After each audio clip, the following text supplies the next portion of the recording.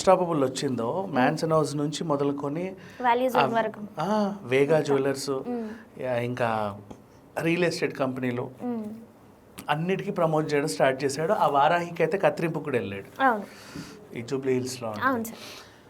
So okay fine, ఈ ఏజ్లో ఇంత వచ్చినా కూడా ఆ క్రేజ్ ఏమాత్రం తగ్గలేదు అనుకుంటే, వీళ్ళకి ఆల్రెడీ సొంత బ్రాండ్ ఉంది బ్రాహ్మణికి, హెరిటేజ్. ఆవిడ హెరిటేజ్ని ప్రమోట్ చేస్తూ బోల్డ్ అనే అవార్డ్స్ కూడా తీసుకుంది, ఇంటర్నేషనల్ అవార్డ్స్. హెరిటేజ్ కర్డ్ కానీ డైరీ ప్రోడక్ట్స్ ఏవైనా సరే మార్కెట్లో ఇప్పటికీ అదొక మంచి బ్రాండ్.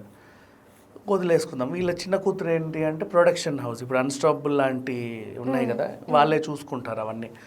సరే ప్రొడక్షన్ బాగానే చూసుకుంటున్నారు కదా అనుకున్న అల్లుడు కూతురు ఇద్దరు సడన్గా యాడ్ రంగంలోకి వచ్చింది.